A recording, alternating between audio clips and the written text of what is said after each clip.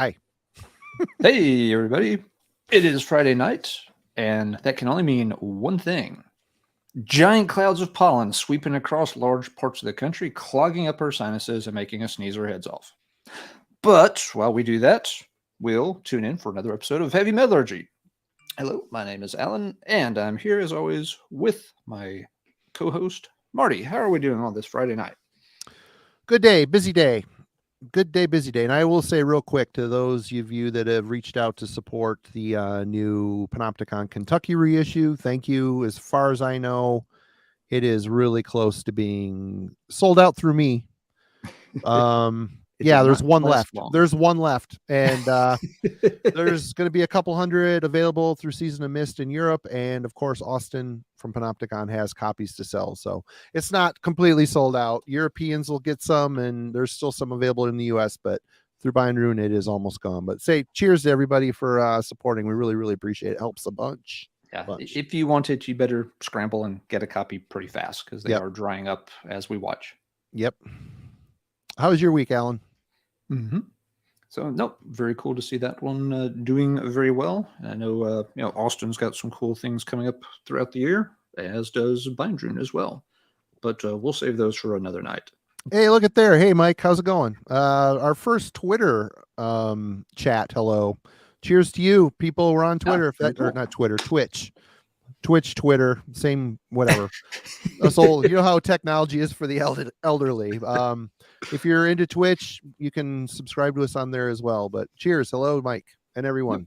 Yep. Good to see folks filing in for the evening. I hope everyone's had a pretty good week, and hopefully the hay fever's not as bad in your parts of the world as it is in mine. I've pumped myself full of Day-Glo, so we'll get through this hopefully without my plastic green head exploding all over the place. But don't know. It might make it interesting. But without further ado, we're very pleased to introduce a guest who's been on the show once before, but was agreeable to coming back. And she is a longtime expert on pretty much all things metal. And this is definitely one of her pet bands. So, Marty, without further ado, let's bring in our guest, Sue Nolz Verica. Sue, welcome back. Hey, thanks Sue. for coming. Happy Friday. Happy Friday. It's really, really awesome to have you back. Thank you. It very much is. A lot of people have been saying on broadcasts the past few nights when they heard that you were coming back for Trouble, like, oh, she was so good last time y'all had her on. That's awesome that she's coming back. So lots of folks are tuning in, and glad to see you make another appearance here with us. Thanks so much. And for those of you who don't know who Sue is, she is known for being the longest running writer for Metal Maniacs. Were you there for almost the beginning? I started in 1995, so no. No, okay. But you had a long tenure there for sure. Long run, right up to the end till they shut the doors and yeah kicked us all out. Yep, took all the office furniture and made off with it. Yep. But yes, Sue, you've worked with a lot of other projects over the years. Would you mind taking a few moments and just kind of going through your heavy metal background for folks, in case some folks aren't familiar with your work over the years? All right. So, like many kids who grew up in the 70s, my first introduction to hard rock was Kiss. And me too. From there, I went to Aerosmith and Led Zeppelin, Boston, Ted Nugent, all that stuff. But then in 1981, I discovered Rush, or 1980 probably. And then also somehow found out about Judas Priest and got really into that, and Black Sabbath. Then one day I was twiddling the dial on my radio, and I came across a station that was playing something I wasn't familiar with, but it sounded, like heavy metal. So it turned out to be Iron Maiden. And that was really very eye-opening for me. And so I started listening. It was a college radio station from Montclair State, New Jersey. And I happened to be introduced to a lot of really underground stuff through this radio show, which I would tune into every week for, a year or two. And this DJ started getting demo tapes and I heard Metallica, I heard Raven, I heard all this really great stuff. So that was a really good entree into the underground metal world. Then I was lucky enough to have a local record store, Vintage Vinyl, where I could get these imported records and get Kerrang magazine and stuff, and really got to know what was going on. And I put a pen pal ad into Kerrang when I was in high school, and I started trading tapes with people all over the world, and really was a part of that underground network. So then college came. I did a radio show, on the FM airwaves, which was really cool. And after college ended, I said, I've got to keep my hand in it. So I decided to start a fanzine, and it was called Manic Reaction. And I ended up putting out 13 issues over, I'd say, about 7 or 8 years. And that was a really fun project. And I got to know a lot of bands and stuff that way. And so then around, I think it was issue number 10, it came with a little compilation tape. And my co-editor and I went out to the Foundations Forum out in California, and I made a ton of connections there. And a couple weeks later, I got a call from Metal Maniacs to start writing for the magazine. So I guess the rest is history. Very cool. Yeah. Foundations was a really big networking thing back in the day. It was. I've always heard, it seems like everybody, who went to that ended up, connecting and doing something really cool in the aftermath. Right. Yeah, because you had all of the publicists from the labels there, and lots of bands showcasing their new albums. And, it was really great for networking. So I believe that was how I ended up getting involved with Metal Maniacs. Right on. Good deal. And what did you do in the post-Maniacs era? Well, so that ran all the way till 2009. And at that point, I had settled down. I have my family here, my husband, my daughter. And, when she was really small, I didn't put a lot of time into writing for Metal Maniacs. It's hard to. Yeah. So I kind of got out of it that way. But my husband and I started an online record store. So we have an eBay and Discog store. It's called Verica's Vinyl and More. And you can see lots of our stuff for sale over here. And it's a really cool store. So check it out if you have a chance.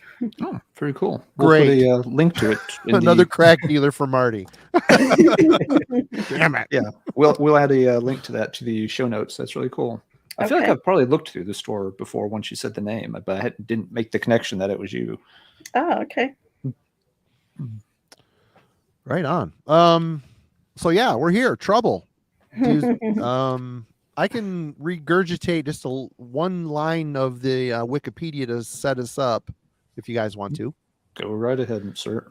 Trouble is an American doom metal band, which I would maybe argue that at some point. Band from Aurora, Illinois, formed in '79. They are often considered one of the pioneers of doom metal and have been referred to as one of the genre's big four, alongside Candlemass, Pentagram, and St. Vitus, which I'm thinking we're going to circle back around to that later.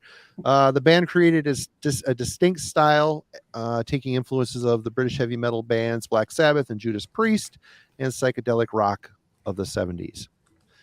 We're going to get into the years and the albums and whatnots, and I'm just not going to read any more than that. But I was actually kind of surprised that they started in the 70s. Very shocked by that.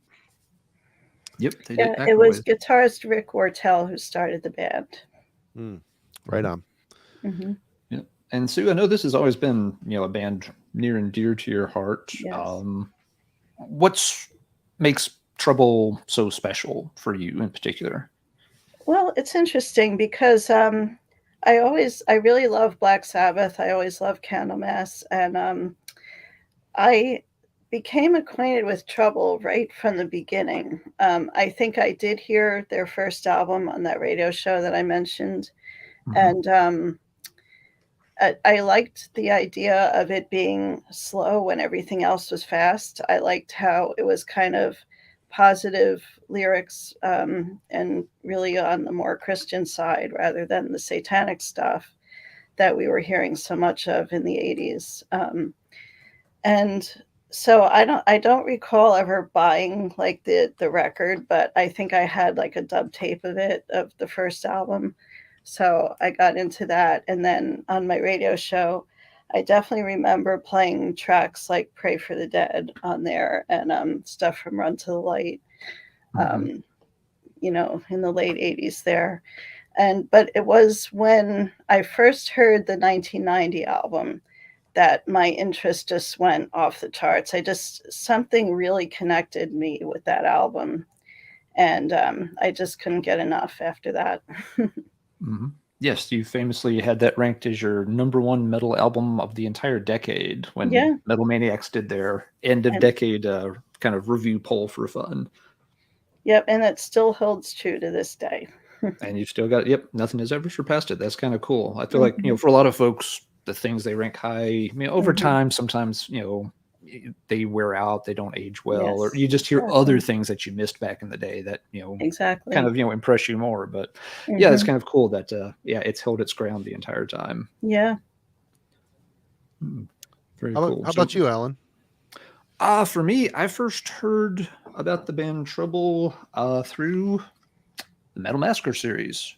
With they show up on a volume 4 with The Last Judgment, and this was kind of a strange volume. It's always felt a little different than some of the others to me, just because most of the other volumes had a couple of big marquee names on them. Volume 1, of course, had Metallica, and you had your Slayers and Overkills and Fate's Warnings and Metal Churches and Voivods on them. And Volume 4 has kind of a little bit more of a underground lineup.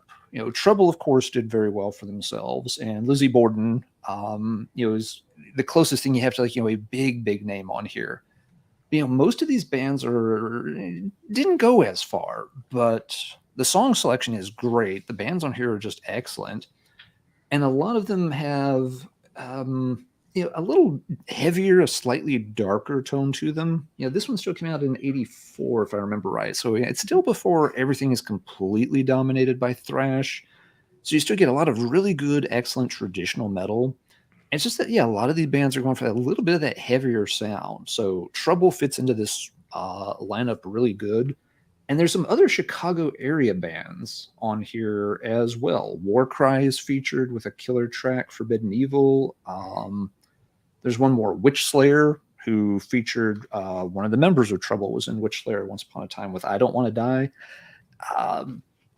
This was the first time I heard a track by the band. And eventually got a couple of things. I don't remember the exact order I got albums in, because I think I had some of them through tape trading first, and then I found hard copies. They were a little hard to find. It was a little hard to find some of their stuff for a long time. They kind of went out of print quickly, didn't have the best circulation, so I kind of had to piece a lot of it together here and there on the secondhand market over time. But yeah, I've always liked that particular sound that was emblematic of Trouble and these other bands, where it's got a very traditional heavy metal structure to it, but it's got this doomy tone too. It's not the really slow, mournful kind of doom that people often think of. Right. It's more powerful. It's got a little more aggression to it. But yeah, there's just no mistaking that it is doom metal, or very, very close to it. Marty, where did you come across Trouble for the first time? This album, Best of Metal Blade, Volume 1. Had the Tempter and Fear No Evil. Very unique sound, and it's just really amazing that how perfect Trouble fit in Metal Blade. I mean, Brian Slagle had an ear for picking out very unique early bands. I mean, easy ones like Slayer to Hollow's Eve to Fate's Warning. I mean, what perfect label mates, Fate's Warning and Trouble in that early run. I mean, absolutely, there was a Metal Blade sound, and it was very apparent, and I love this here. But I think my first connection with them is this very tape, Run to the Light. Mhm. And this is going to rank very, very high for me when we get down to the brass tacks of it. But Mhm. and then of course I started going backwards and getting, Mhm. I got the self-titled, which most people call Psalm 9 later, but we'll get into all that there. But I gotta say, this week it's been a joyous remembrance. It's been a while since I've listened to Trouble, to be honest. They've kind of slipped out of my my rotation a little bit, and revisiting it, it almost got to the point I'm like, wow, have they not put out a bad record? I mean, we'll get into that too. I'm not gonna spoil my thoughts on a couple things, but consistency, unique sound, amazing singer, and songs to back it up. It isn't just a good sound and a good singer. There's actually really, really good songs behind them, which they really nurtured over a lot of years. And even some of the records that I hadn't heard, I never heard, like Simple Mind Condition. For some reason, I heard that the guy from Warrior Soul was singing for Trouble at one point. Maybe he was doing it live.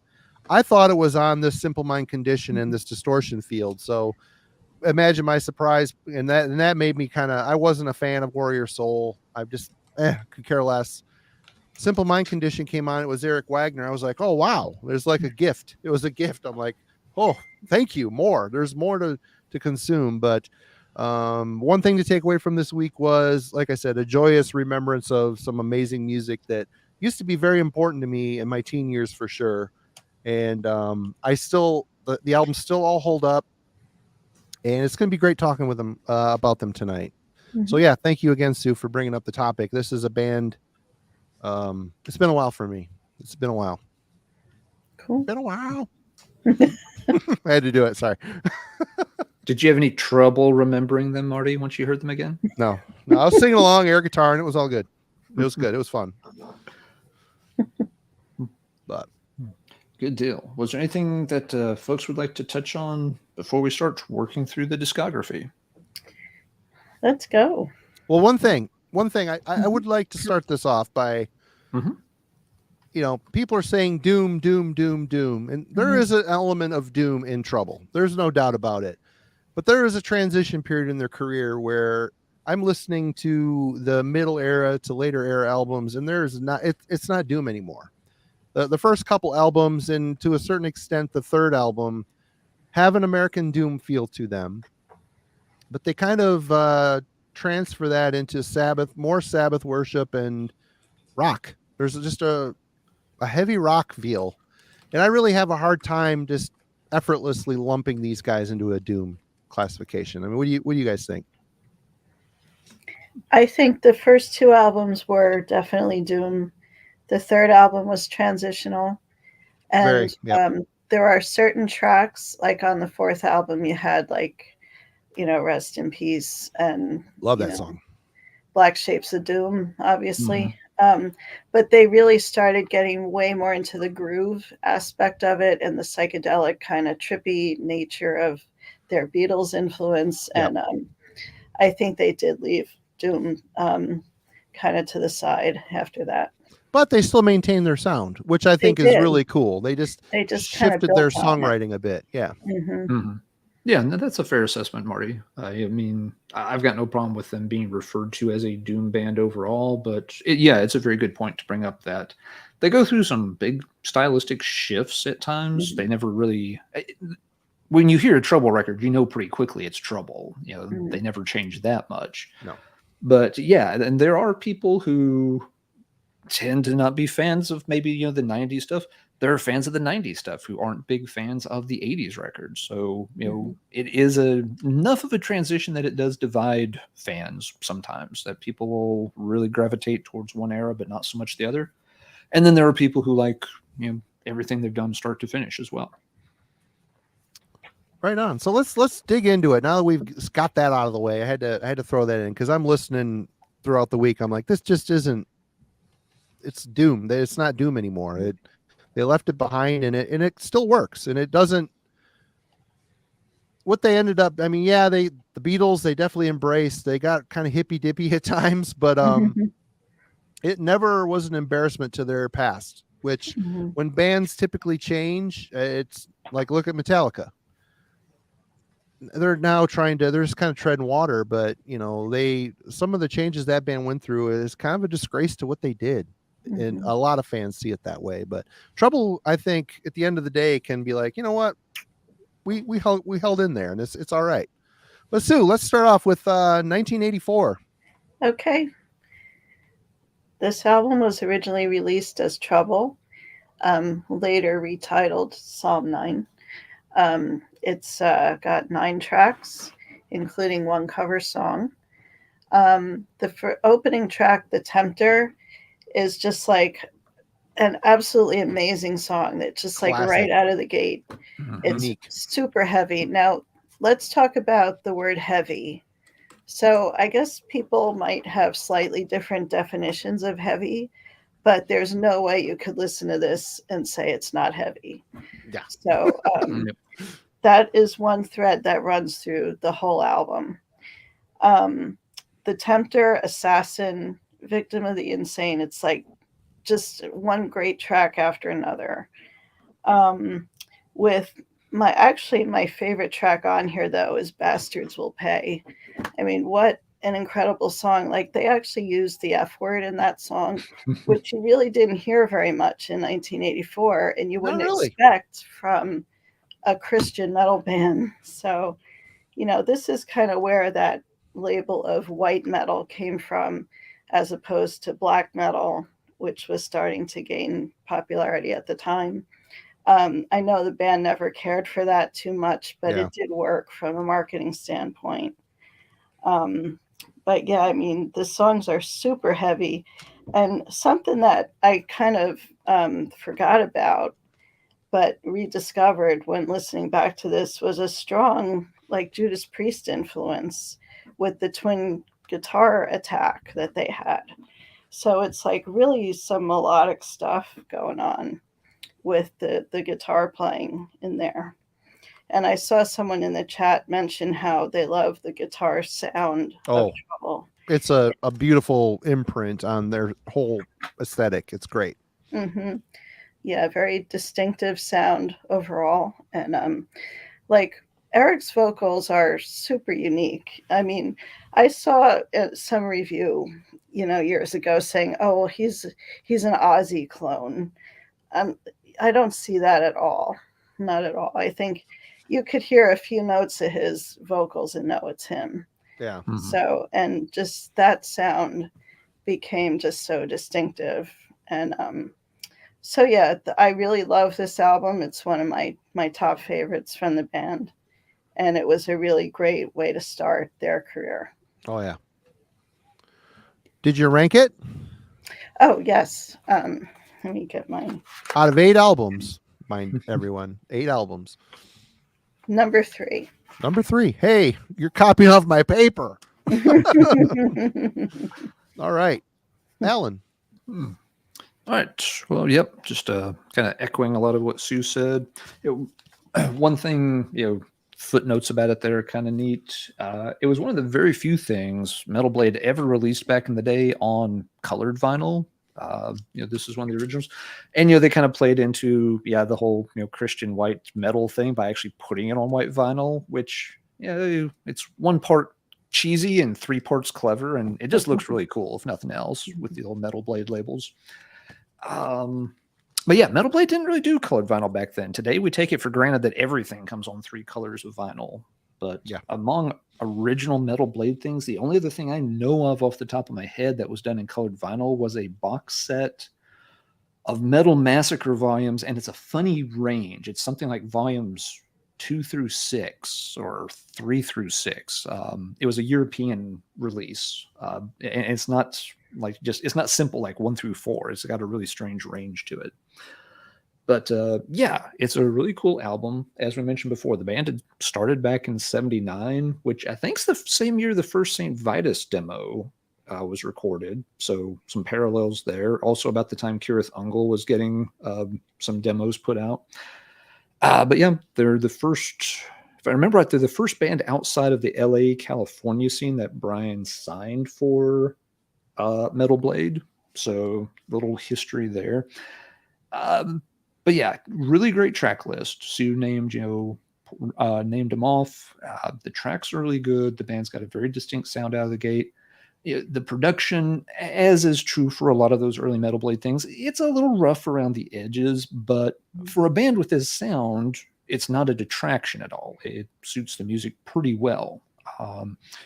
So yeah, I can't really say anything bad about it. This is an album that has also held up very well for me over time. It's not something I take out and play a ton, but anytime I do revisit it, yeah, the songs, I'm always amazed that it still sounds really solid. It's never started to feel dated, and the songs have stuck with me over the years really, really well.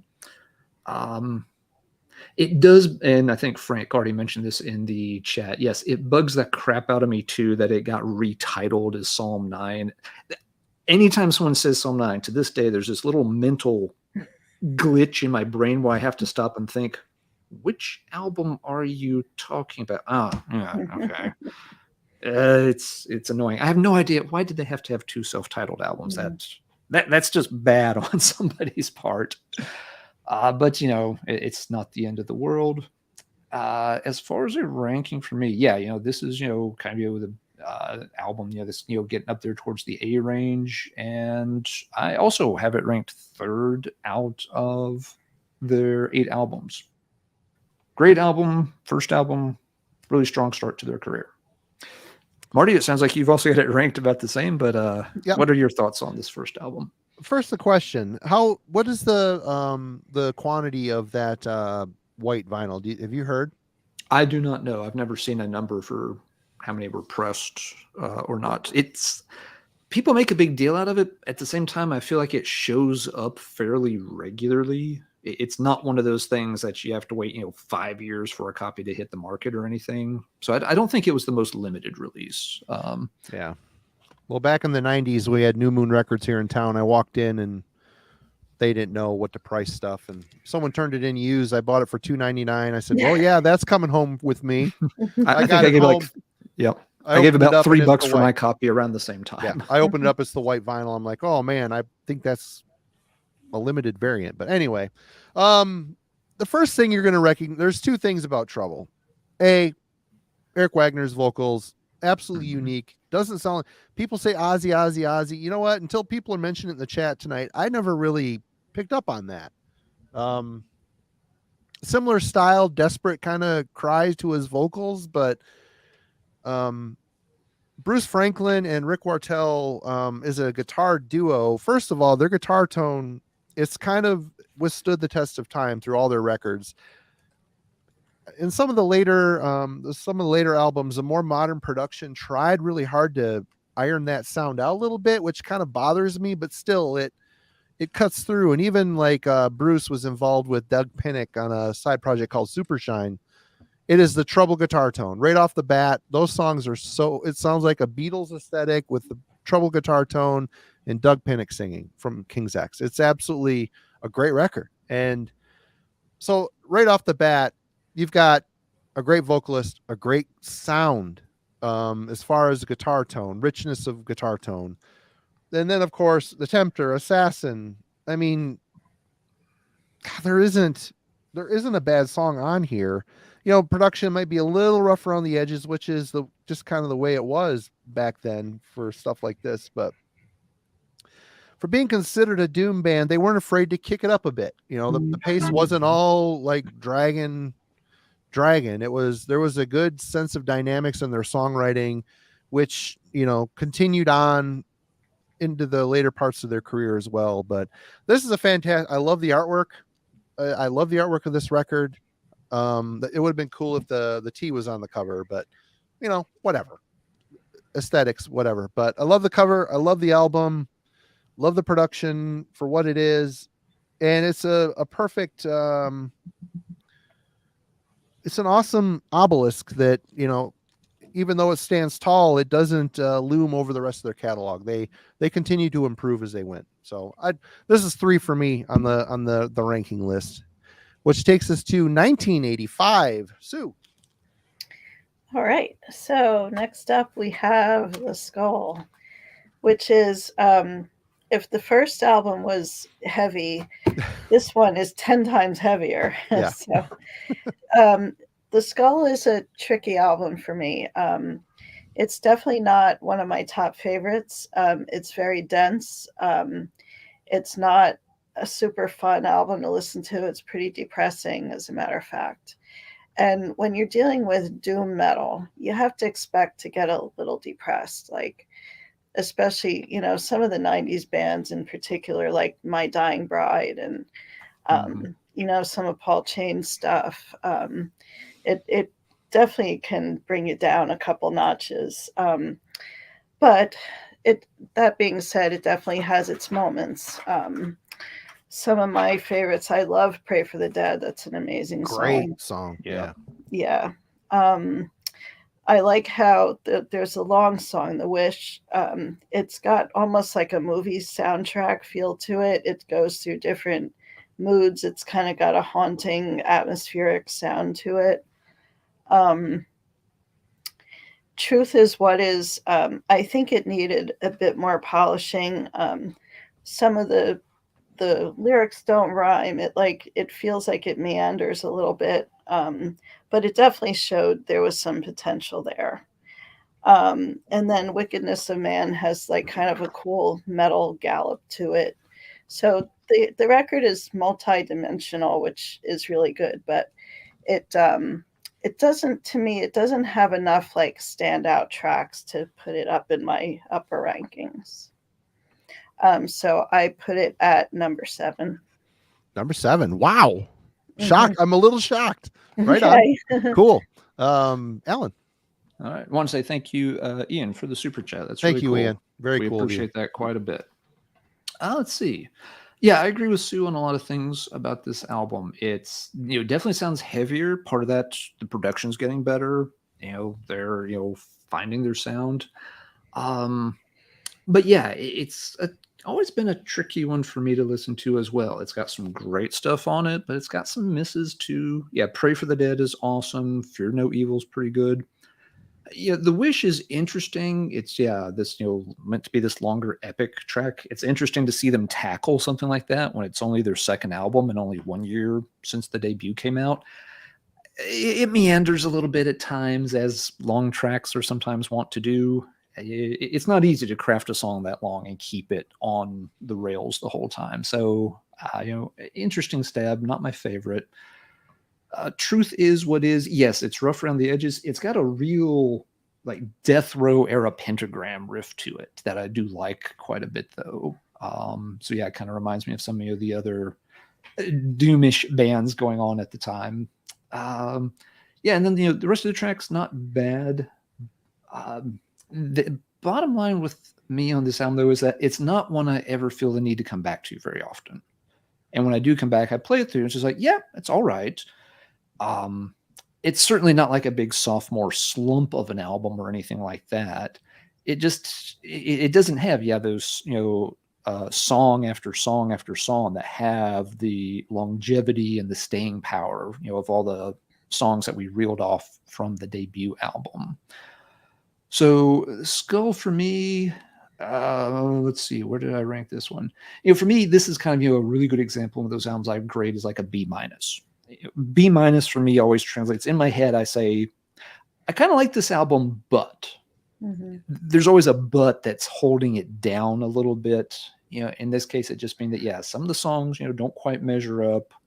The longer track doesn't, quite come together as strongly as maybe it could. I've got this one ranked 5th out of the 8. So it's still an album that, in terms of a grade, is pretty high, but it doesn't make, the top half of the discography for me. So yeah, I'm pretty comfortable with The Skull at number 5. Okay. Marty? Well, I'm the weird one here. I put this as my number 2. That's quite okay. It's the second the second album I ever bought by them, and so it's the second longest listening time I've had with their catalog. And again, the cover artwork is great. I love it. It sizes up the album fairly well. Even the back cover is kind of cool. But it is way heavier, and of course that Pray for the Dead. Holy crap. Just the desperate whine / cry in Eric's vocals are just so unique and strong, and really piles on that mournful feeling. Fear No Evil I like. I mean, I really do not dislike this. It is a little more depressing, a little heavier. Yeah, I listened to it again this week a couple times, did not disappoint.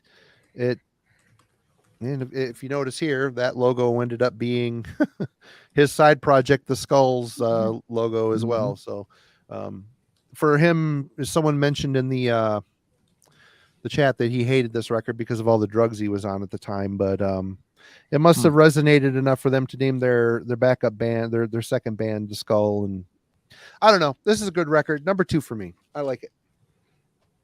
That's cool. So we are down to 87. Yep. Okay. Now we have Run to the Light. Ooh, love this record. Awesome album. Really great. As I mentioned before, it was a transitional album. It saw them starting to explore some different influences, getting that Beatles influence a little more prominent, really going all in on a little bit more religious themes. And just hearing the groove kicking in a lot of the tracks and those little bit faster tempos, it was definitely very, very cool. So we have the first part of Misery Shows opening up the record, which doesn't really sound anything like the Misery Shows Act 2, but it's cool how Trouble does. They always did have a tendency to revisit themes. And Eric said he always enjoyed kind of giving listeners those little Easter eggs in the songs, you know. Yep. But for me, like some of the standout tracks are definitely, let's see. I like Tuesday's Child a lot. Thinking of the Past, it really has that upbeat feel and the Beatles influence. On Borrowed Time, it starts kind of with that Danse Macabre thing, and then gets, the groove gets going. It really kicks in. There are definitely a couple of filler tracks on the album. Like I don't care for Born in a Prison too much. Peace of Mind isn't too much of a standout for me either. But really the beginning is a very good song too. So overall, it's a really good record, solid record, and I've listened to it a ton over the years. Right on. Did you have a ranking for it? Yep.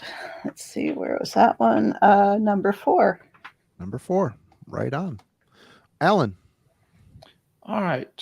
Yeah, this album, transitional is a good way to describe it. I never really had thought of it that way, but it fits it really well. This album's always been a hard listen for me, to be honest. And I think it is just the fact that, they're starting to change their sound a little bit. The production's better. In theory, they should be kind of, building up. But somehow this album always just never quite hits me the right way. It's one I've revisited over the years and listened to it again. So I was like, it's never quite wants to click in completely. There's some good tracks on it for sure. Again, it's got, some, like Sue said, there are some fun nods, even in the first track, there's a line where he kind of throws back, to Bastards Will Pay. Says, I told you the bastards would pay someday. Maybe not yet, but they'll see the day. So you see those kind of things, which is cool. Born in a Prison, it's not the strongest song, but it does have another one of those kind of very cool, what I think of as that, 80s kind of, doomy riff that, could have easily been in, Pentagram or Death Row. But yeah, overall, this album just never wants to come together for me. And It's I funny because think he it's, says that in Born in a Prison a bunch of times. We got to come together. and it just won't. And I think it is just, that, yes, they're starting, to, like Sue said, they're starting to, do a few different little things with their sound here and there. You hear a little bit more of the Beatles vibe creeping in. Some songs have, a little bit more of a bluesy tone to them. Some, have, just, some different beats and stuff.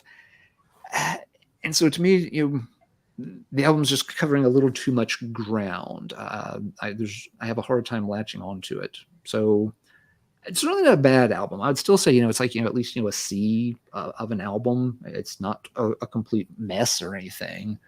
But yeah, it's of the original three, it's my least favorite, and pretty easily. I actually have it ranked 7th out of the 8th. Oh my God.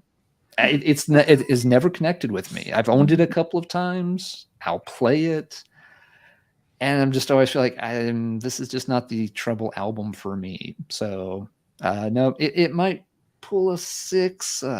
We'll talk about why another album is 6 over this one, but yeah, it's that's kind of just where it falls. In a way, it speaks to the quality of the rest of their catalog. That this still gets a grade of C, but ends up 7th out of 8th. But that's where I've got it on this date in history. When Marty picks his jaw up off the floor, he'll proceed to tell everybody how wrong I am. And guys are shitting in my cereal. It's terrible. Oh, are you having some trouble with our rankings, Marty? Yeah. I'll do it at least twice more tonight. I promise. Right. This album does it for me. This is cool. Maybe it's because it's the first one I bought. I don't know, but it's funny because you don't really realize how transitional of an album it is until you get to the next record. Then you're kind of like, okay, Run to the Light was a bridge to where they ended up. But at the time, I really liked the more upbeat. I mean, there wasn't a bunch of slow, dragging songs on here. There was a little bit more of an upbeat pace. In spite of it being a little bit more of an upbeat pace, the lyrics got a lot more emo for me. As a teenager, I related to a lot of the lyrics, and there was like a weird sadness in his voice and the things he was singing about. And even though the music was a little quicker pace, those guitar melodies had just a mournful bend to them. I don't know. Thinking of the Past, what a great song. Borrowed Time, what a great song. Run to the Light. Born in a Prison. It's kind of a driving song. There isn't a song on here that I dislike. I just think it's, at this point, it just seems like coming off of The Skull, it's a little bit the theme is still kind of dark. They still have their sound. It's even more refined on here. Their songwriting is improving. It's a little bit more playful at times. It's a little bit more serious and dark when they want to take it there. I just think this is a very excellently crafted album. The best of the first 3. It's my number 1. This is my number 1 Trouble record. I will never not want to listen to this one. And listening to it again this week, I'm a fat teenager sitting in my room reading over the tape insert, and yeah, Eric, I'm with you, man. I feel what you're saying. Eric gets me, man. He gets me in the heart, man. He gets me. But yeah, nobody anyway, understands me but Eric. So yeah, number 1 for me. I think it's it's my favorite album by them, by for sure. Cool. Which brings us to a very huge record, 1990. Alan, did you give your feelings on it already? Sorry. Oh yes, yeah. I zoned out. Sorry. He gave it like a 12 or a negative 15 or something. I blocked out what he was saying there. I gave it a solid C. I gave it a solid grade of C. I gave it a solid meh. You know how many of my students would die for a C right now? Just saying. Okay, so this brings us to the very monumental self-titled 1990 album. Why couldn't they give it a title, Sue? Why couldn't they give it a real title? I know, especially when you're 4 albums in. Why would you do that? It just made no sense. But it's got a great album cover. I love seeing the band with their cool jeans and black shirts on, and they're in the cemetery there. It's a great cover, and so this is really the reason why we're here today, because it just is an album that inspired me so much. So here it was, 1990. The first issue of my fanzine hadn't come out yet, but it was in the works. And the friend of mine who was my co-editor had gotten an advance tape of this Trouble album from a friend of his. And we were riding around just playing it at 11 in the car. And I was just like completely blown away. And I got a copy of it, and it was all I could listen to for quite a while. And I eventually then, got it on an official release of the CD and all, and it resonated so deeply. So here we had this band with all of this potential, and I think Rick Rubin did a really good job of making them more accessible, polishing them up just enough, but without, but not losing the heaviness of the band. So you had songs. Okay, so you start off with At the End of My Days with this amazing riff and this really just distinctive song. Then The Wolf is a real classic too. It just it chugs along. It's a really solid metal song. Then you have Psychotic Reaction, which was a single off of the album that they did a video for. And it was not a cover of Count 5. It was just another song with the same title. But it's a short song. It's really compact, but it just packs such a wallop. It's, it's instantly memorable. So that song was definitely one of the standouts from this album. And the fourth track, A Sinner's Fame, is something that I just find incredible. Yeah, it's a great song. There's a line in it that says, envy not a sinner's fame. And it's a line that I've thought about a lot over the years when you think about celebrities and, that whole illusion of that. And the lyrics are amazing. The song is amazing, just great. So then if you were talking about a vinyl record, The Misery Shows closes out side 1. It's a slow, like a ballad, but it's a very moving song. It's sad without being super depressing. They're really digging into the Beatles on that one too. The feel. For sure. Yeah. So, and then side 2 rips even more than side 1, I think. Oh yeah. It starts with Rest in Peace. Just unbelievable. Rosemary nods upon the grave, could have been saved, Yeah. Then Black Shapes of Doom is like the fastest Doom song you'll ever hear. So just amazing. Heaven on My Mind is a quick little song, but it might not be the strongest song on the album, but it totally fits, and it's just part of the whole flow. And then The End is a quick little one too. But then All Is Forgiven, the song that closes the album, is my favorite track on the album and one of my favorite Trouble songs of all time. And I always pictured it being like in a movie, like the climax of a movie. Mm-hmm. And you see all these people running and it says, he's singing All Is Forgiven. And just how cool would that be? I'll have to get Zalber on that. Yeah. So, I mean, what else can I say about it? I saw Trouble live for the first time. I think it was when they were touring for this album. They were playing with Sabotage, and I saw them at a place in New Jersey called Club Benet, which is like a dinner theater.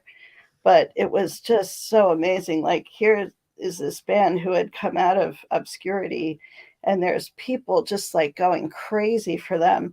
there was a girl on top of a guy's shoulders and she threw her bra up on stage. Like Eric was just freaking out. So you could see they were loving the success. Yeah. They were on a roll. They were, high off of it. And it was just such an amazing moment to see them hitting their stride at this point. Right on. So I'm assuming this ranks really high for you. Number one. Number one, numero uno. All right. Alan, where does this one sit with you? Oh, so it's pretty good.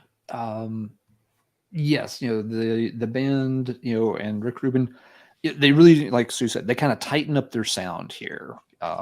They're trimming away any kind of fat. They're zeroing in on what they want to do, and doing it very well. Obviously, they're very talented, and they just feel very focused here. That they know what they want this album to sound like, how they want it to come across, how they're going to present it, and they deliver really, really well. I agree with Sue. Side 1 is good. Side 2 is better.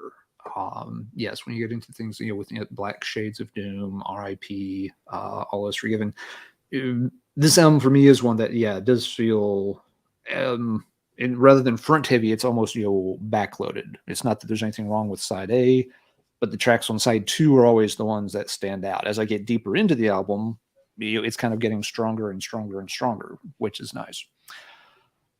This is one that for a long time was a pain for folks to track down. When it went out of print, copies were scarce. It was one of those things that, every time it would pop up, like in the late 90s and to like the real early 2000s, if you were trying to get this, it's just like, well, good luck on eBay. It's going to cost you a bit. Copies are usually like in that $20 to $30 range for a used CD, which is when I ended up eventually, you finally got a winning bid after several tries of not being successful getting a hold of it.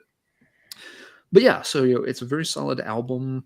That said, it's not the one I really go back to that often. Usually if I'm reaching for trouble, I reach for some other ones. So, it's still a very good album.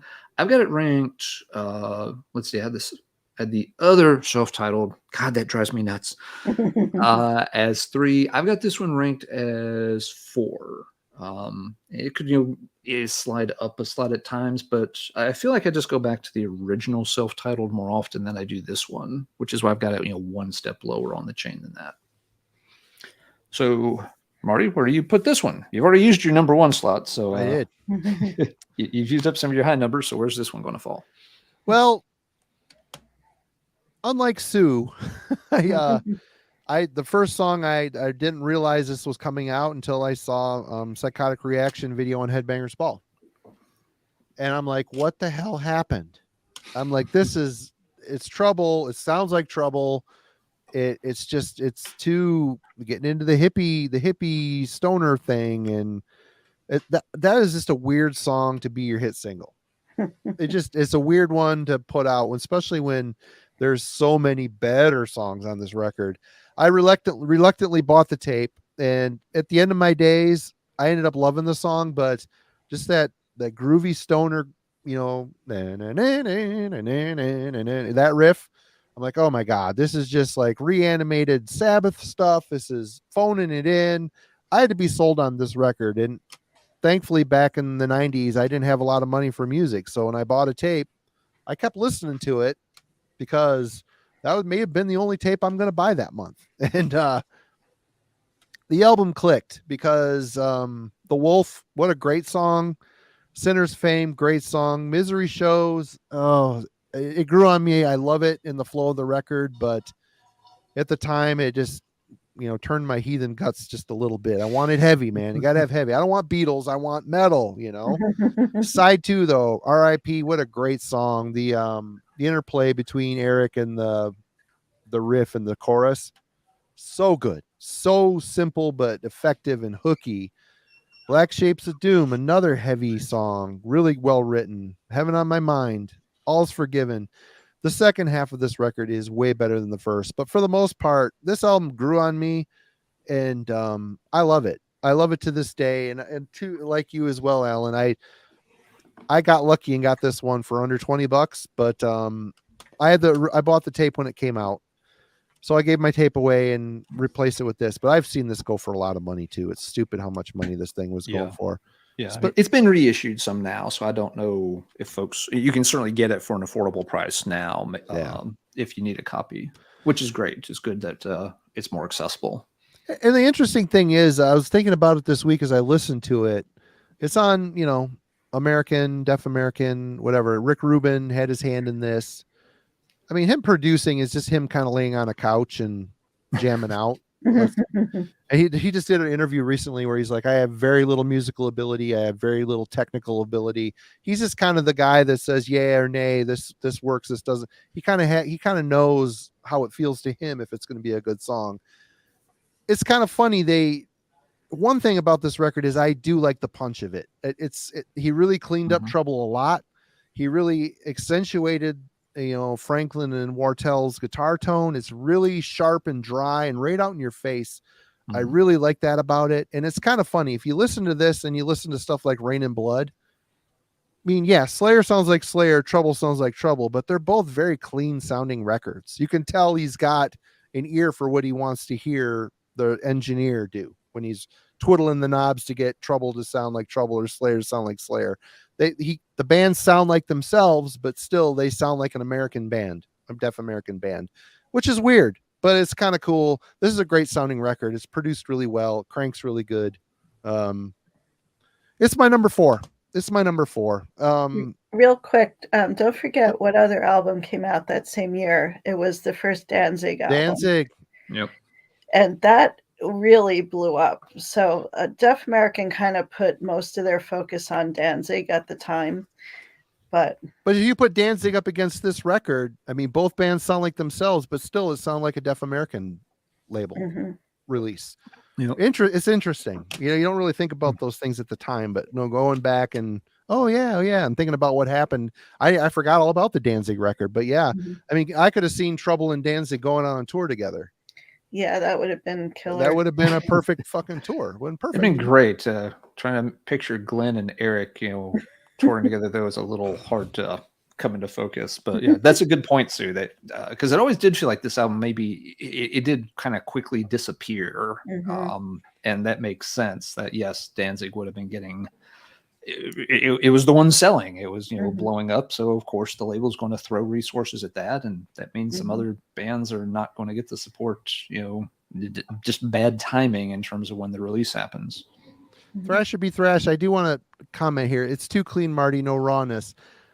I see what you're saying here, but I really like the fact that I really love the Trouble guitar tone. And he really highlighted it on this. I don't need rawness. It's such a sharp, good, unique tone. I like the fact that it was highlighted, and I didn't need the rawness on here to sell these songs. The songs are good enough on their own. The guitar tone sold it for me. Anyway, sorry. Sue, we're going to 1992. Okay. I'll be right back. Manic Frustration. Really, really great album. It was like of course, it was the follow-up to the 1990 self-titled. And once again, Deaf American, Rick Rubin, amazing sounding album. And I was like, when I got it, I couldn't believe it because my zine was called Manic Reaction. Yeah. I'm like, what? Are they copying me? So that was funny. But I loved it right off the bat. It's kind of like got that real stoner hippie vibe to it, but it's still pretty heavy at times. It opens up with Come Touch the Sky, which I think is kind of an homage to Hendrix. Then we had Excuse Me, and it talks about how long is my hair and, that hippie thing. The Sleeper, heavy, great track. So the song Rain, I actually have to skip. I do not like that song one bit. Yeah. Otherwise, the album is perfect.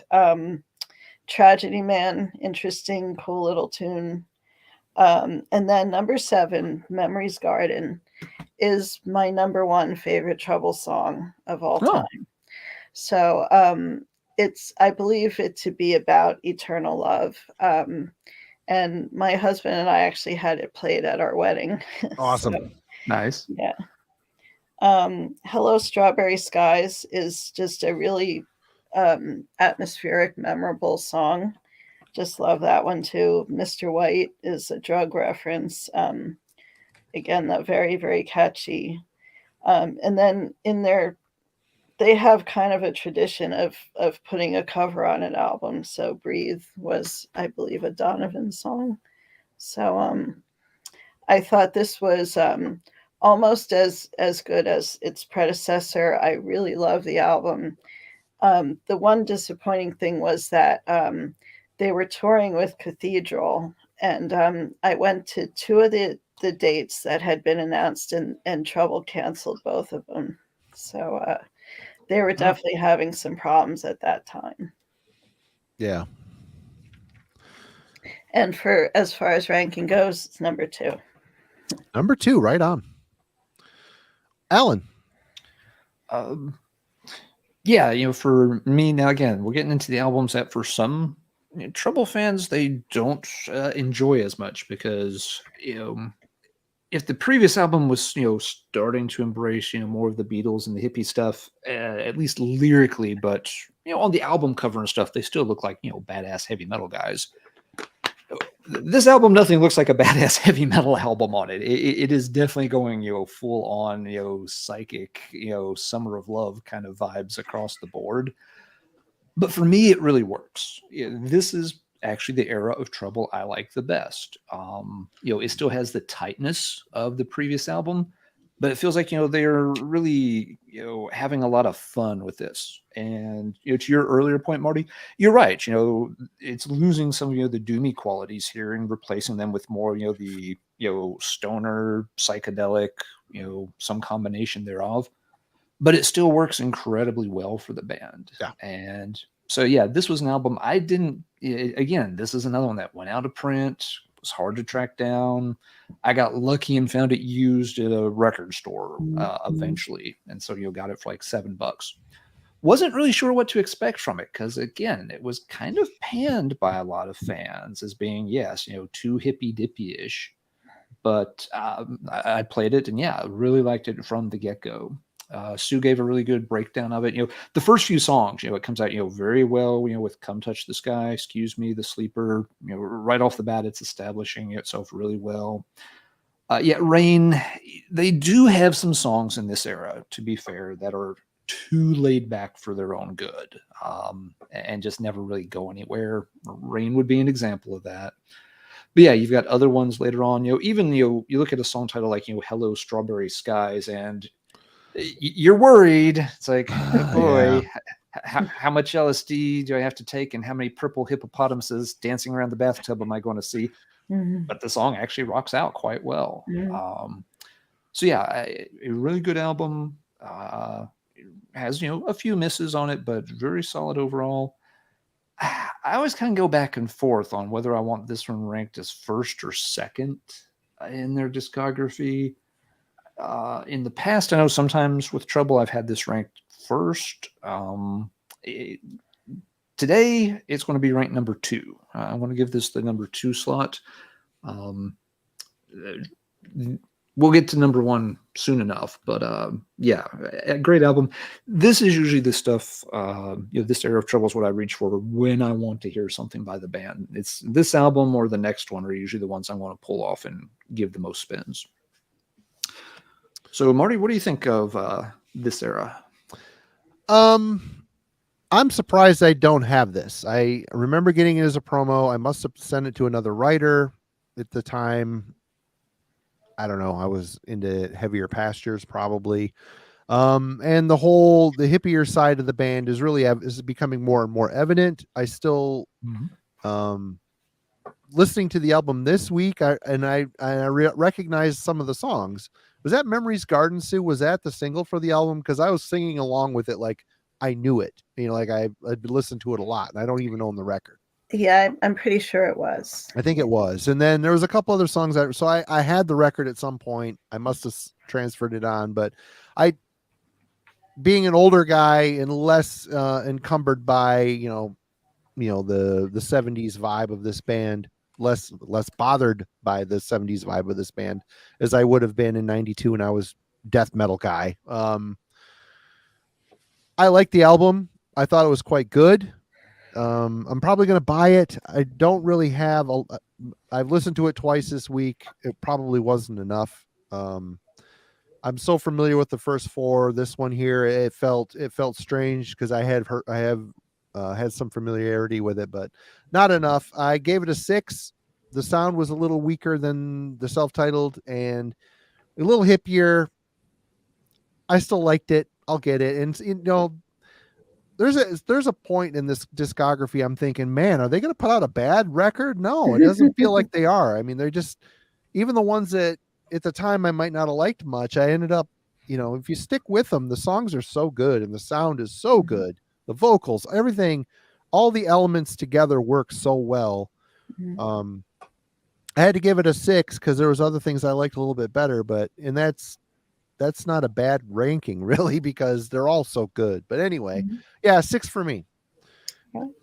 That brings us to 95.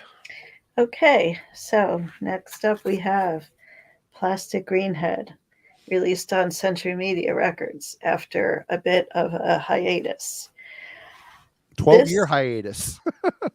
No. Oh, wait. You're right. You're right. 3 years. 3 years. I was looking at the wrong line. Sorry. Yeah. Yep. So this album is a little bit problematic for me. At the time that it first came out, I loved it. I played it to death, but it hasn't held up as well for me over time as the others. And I'll tell you why. The main reason is that maybe it's the running order of the songs.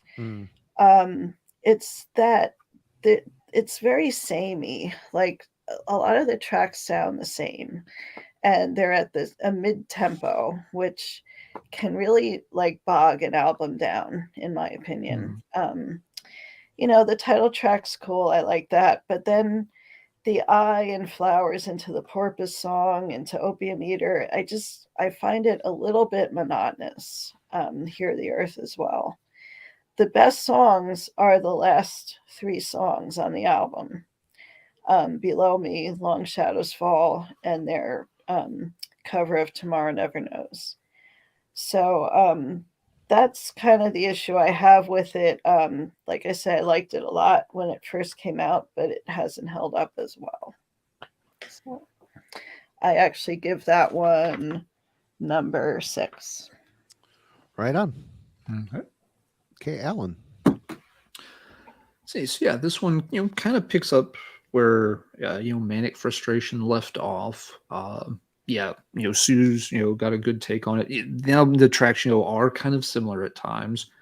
I remember hearing this a little while after it came out. In the weirdest of places, I was in a record exchange, which was a chain store through the 90s and into the early 2000s. They usually, most people knew them because they were a place that would buy records back and had a used section so you could find things. And I was in a record exchange in the corner of West Virginia, down near Bluefield, of all places. It was a newer store in a typical shopping mall. The guy that was running the store I knew because he was an old vinyl dealer. He was a British guy who had basically kind of retired and moved to the States. He really liked that region of Appalachia, just liked the scenery that was kind of quiet and laid back. And he had done a vinyl mail order for years just out of his house. But then eventually opened up a record exchange there in the mall. So I'd gone up to see him. I'd been dealing with him for years. It was the first time I'd been to his store, and so it was really funny that you're in a record exchange and he has all the kind of typical new releases out. But he had a small metal section because that was one of the things he liked the most. He had this new Trouble album. He's like, oh, you got to hear this. Have you heard this? I was like, no, I haven't. And so he puts it on the store stereo system and it starts cranking it, and so all these other people are looking around like, I don't think I like what's happening now. It's like, oh, this is kind of cool. But it was funny because he had, he's up there freaking out over it. And there was a kid who was maybe like, I don't know, 14, 15, definitely not old enough to drive themselves, who was hanging around the front counter. And, so like, this, like 60-year-old British dude and this 15-year-old kid are the two people in the store besides myself that are actually paying attention to it. And just that kid's losing his mind listening to it. So yeah, kind of a funny way to be introduced to the album. The other thing that was funny about that store was the guy had brought in a lot of his vinyl stock to the store, I guess to finally get it out of his house. So, he's got, the new Trouble CD there on the shelf, and like, a couple of racks over, he's got, like a bin of, new wave of British heavy metal 45s, because he had gone back over to the UK at one point and bought up a lot of the dead stock out of the warehouses from Neat Records. And so he had, extra copies of lots of the old Neat vinyl for years and years in his catalog. And there were still some of them sitting in the store. So, and like, I'm in a record exchange in West Virginia, listening to Trouble, flipping through copies of like, Avenger albums and, leftover copies of Welcome to Hell and stuff like that. It was a very surreal experience. A little trippy, you might say. Getting back to the album itself. Yeah, this one starts off really well. That, opening riff for Plastic Green Head is absolutely a monster. I like the Eye as a follow-up. To Sue's point about the running order, I do feel, it could be better because you get to tracks 3 and 4 and it feels like the album all of a sudden loses a lot of steam. You've got Flowers, which is another one of those songs that's it's not that it's terrible, it's just really laid back. And then you've got the Porpoise song because somebody thought it was a good idea to cover the Monkees. Look, we at Heavy Metallurgy established long ago that dolphins are not metal. And with porpoises, you're getting pretty damn close to dolphins. So, this bothers me. The thing that bothers me more is it's actually not that bad of a job at taking a weird song and covering it. And as such, I have to admit that it's not awful, which kind of grinds my gears. It could have been Eleanor Rigby. Yeah, exactly. Realm. If you're going to pick a weird, Brit, pop song from the 60s, this is a better way to do it. Realm. I'm looking at you over there in Wisconsin with your cheese and your football and your Eleanor Rigby covers. Yeah. 5 people know what I'm ranting about right now. Those 5 people are laughing hysterically. Terrible song. My job is done. Anyway, the album, it gets back on track, with Opium Eater and such. And Sue's right. The album closes out very, very strong, with, Long Shadows Falls, one of their best tracks for me. The cover of Tomorrow Never Knows, I am not a Beatles fan, and I have never been a Beatles fan. I don't get them. I don't want to get them. I have no use for the Beatles. Influential, great, iconic, blah, blah, blah, whatever. Sure. But again, they do a good job interpreting the song here. So I don't mind this cover, of the Beatles song being here at the end of the album. They take it, they make it their own. It fits, it makes sense on this album. So I have to begrudgingly say that, yeah, it's okay there. So yeah, it's a cool album. I like it. It's quite strong. They could have maybe, have mixed it up a little bit more in terms of the pace. If they moved one of those songs, number 3 or 4, somewhere else in the album, it might have helped a little bit. So there are things that could have improved, but I also feel like maybe I'm nitpicking a little bit. This one and Manic Frustration always kind of bounce back and forth between 1 and 2 for me. And so at this point, I'm going to, put this at the top of the heap. This one I come back to. Unlike Sue, this one has held up pretty well for me. I can still go back and play it and enjoy it without too much trouble. So Plastic Green Head will be number 1 for my rankings tonight. Number 1. Wow. I will give it number 1. I get a lot of time. Come back a month or 6 months from now, it might be back down to number 2. But for tonight, it is number 1. Right, this is my era of Trouble. These are the ones I like best. All right, Marty, where are you going to rank this one? And did you listen to it in a West Virginia shopping mall? Nope, didn't make it. I didn't relocate this week to try that. Maybe next time. May have more of an impact, but remember these, Sue? Oh, of course. This is our lifeline until everything went digital. Oh yeah. You got to look at the time that this came out, 1995. What was happening in metal in 1995? Norwegian black metal. Mhm. And a lot of bands and bands like Sentenced, who have gone more gothic natured, and Century Media for the US was kind of the epicenter for that. They had their sub label Century Black. They're doing a lot of, dipping their toe into the Norwegian black metal side projects and all sorts of other stuff. And stuff like Sentence were a big band for the label at this time. And this album came out. I remember there being a huge push around this. I'm sure you remember it as well, Sue, but it came off of Deaf American. It's now on Century Media, which is growing to be a pretty humongous label at this point. I checked it out of respect, went into a box. Listening to it now, it's way heavier than I remember it. And they really tried with, obviously they're working with different producers and whoever is on the payroll at Century Media doing the engineering. They tried really hard to get this trouble sound out of this band at this point. It's heavier. It's more modern. It's still there. You can hear Bruce and Rick's guitar tone peeking through, but there's times I'm like, if it wasn't for Eric Wagner's, if they put a different singer on this, it might pass as a trouble adjacent band, but the sound is getting beat up by modern and different production ear. But listening to it this week, I enjoyed it. I really liked Opium Eater. I like the heavier nature of it. It's definitely a heavier record to me than Manic Frustration. Again, I should have spun this a good 4 or 5 times to really dig into it, but I haven't listened to this since it came out in 95. So it was kind of cool to dig this out of the box. I knew I had it and check it out again. I ranked it 5. I ranked it one step up above Manic Frustration. I think both albums are good, and this is a good record. I need to spend more time with it. Heavier. I wish it was a little more trouble sounding in the guitar tone, but other than that, Eric sounds good. I like his playful at times, dark and serious at times. He's a very good lyric writer at this point, and he's written some really great stuff. And we're going to get to a point here in their catalog where that changes. But anyway, number 5 for me. Sue, you're up.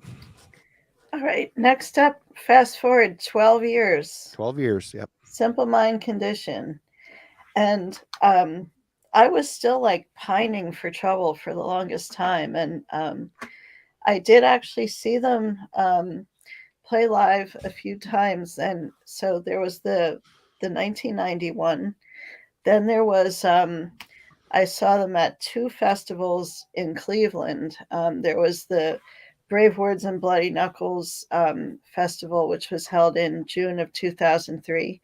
It was the best festival I've ever been to. It was so well organized, and the headliners were Trouble and Candlemass. Wow. We also had Jag Panzer play at that. Cool. There was Eidolon. I think Force of Evil played. It was like their only U.S. show. Sherman and Denner. Yep. It was just an amazing festival. And I'll never forget like that night when Trouble played before Candlemass, because they were the top headliner. And the set was just so mind-blowing. It was like a tank had rolled through the venue. And I saw it like Leif Edling on the side. He was just in complete awe. And I had spoken to him not long after that. He said, I went over and said to the guys, I said, how can we follow that? But they proceeded to do an amazing set as well. So I'll never forget that. That was great. Then 2 years later, they had another festival at the same place in Cleveland. I went again and saw them again. It was really good then too.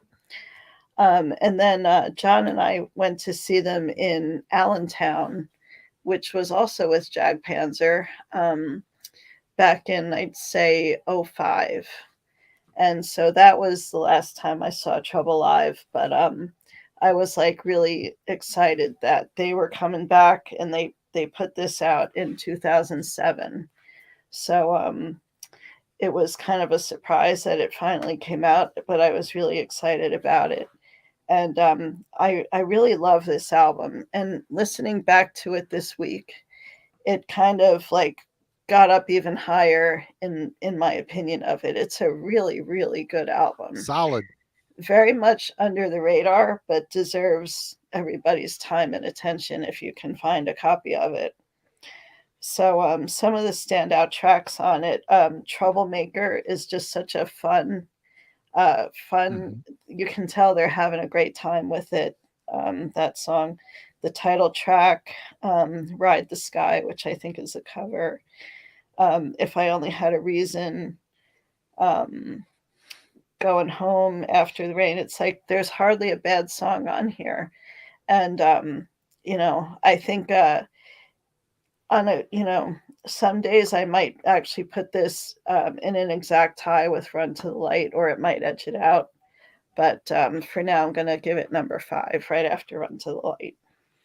Aaron was asking what club in Cleveland. Do you remember? It was called the Odeon. It was in the Flats of Cleveland. All right. You gave it a number 5? Mm-hmm. Right on. Okay. Ellen. Let's see. This one for me, I hadn't heard this album in a really long time. So I've played it, a few times in the past few weeks since we set this show up with Sue. Yeah, I remember when it came out, there was a fair bit of fanfare about it because it had been so long. And it was it always felt like an odd gap because even though some of the older fans weren't that into the mid-90s albums from Trouble, a lot of people were. The band was putting out good records, and in a way, it just felt like they kind of disappeared. And at the same time, then all their albums disappeared. So it's like the band's not around, their albums are out of print, you can't find them anywhere, and there was just this kind of weird void. You definitely felt like the band was going through some times of difficulty. There, I was good. I didn't say it. But yeah, so then this comes back out, and people are kind of excited. I remember when I first heard it, I was not very impressed though. And I still feel like the production does not help this album all that much. It feels a little weird, a little muddy, but okay. It's a little muddy. It's a little like stiff, slightly mechanical in times. A little hard to pin down, but the overall sound, it doesn't impress me. So yeah, coming back to it, for the first time in ages, as I say, yeah, okay, this is probably one of the bottom 2 albums, but it actually scrapped its way up a little bit higher. Similar to Sue's experience, coming back and revisiting, it's like, this actually is better than I remembered it. And part of that is I probably didn't give it a very fair shake, when it first came out. I probably played it a few times, didn't immediately click, and moved on to something else. And this one just got buried. But yeah, it's not a bad album overall. I feel like it does maybe lack for some standout tracks. It doesn't have, a handful of tracks I can reel off right away and be like, boom, boom, boom. These are all ones I love. But part of that, again, is just, I haven't played it nearly as much as anything else we've covered up to this point.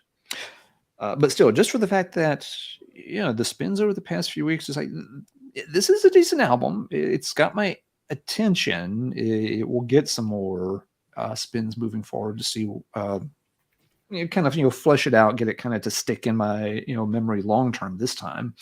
So for tonight, I'm giving it 6 out of 8, and I've got it ranked like C plus B minus right now. Yeah, and this is where Run to the Light kind of suffered a little bit. I thought for sure Run to the Light would be higher than this. Just if nothing else, it was the more classic album I played more. But this album has impressed me just enough to pull slightly ahead of that one, at least for now. Now maybe I play this one half a dozen more times in the next month, and I start to realize it doesn't quite need to be that high. But for now, it did make its way out of the bottom 2. So. Number 6 for Simple Mind Condition. Better than I remembered. Better than I thought.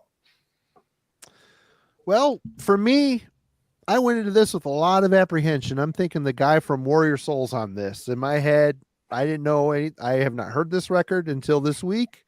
I'm thinking If he had been on this, Marty, he would have like demanded we cancel this whole stream. So. Yeah, exactly. Yeah. That should have been a dead giveaway. That should have been a giveaway. Clear.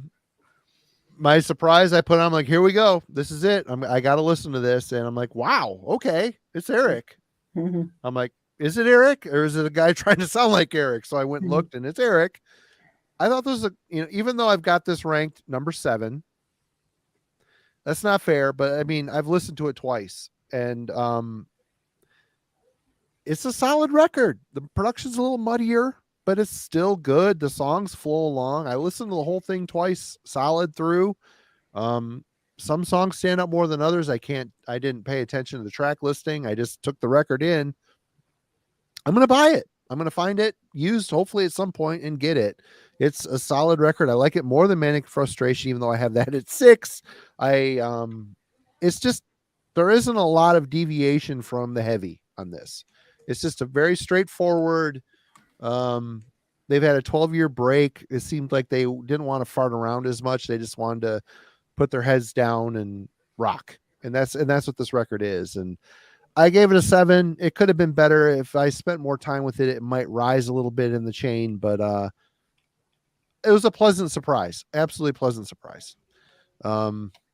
Which brings us to thus far. It says Metal Archive says they're still active, but their latest album, 2013, a lot of years ago. Sue.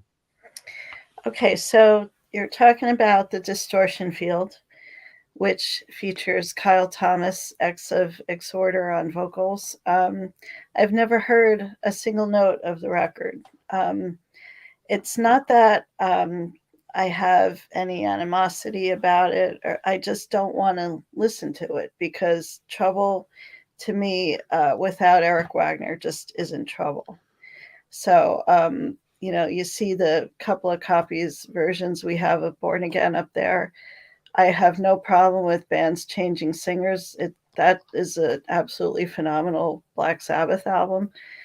I just didn't want to be bothered with the Distortion Field. So that's all I have to say about that. So that's why I put it at number 8, because I've never even heard it. No, come on. I did more homework than you did on this. I've been robbed. Sue is a conscientious objector, and that's okay.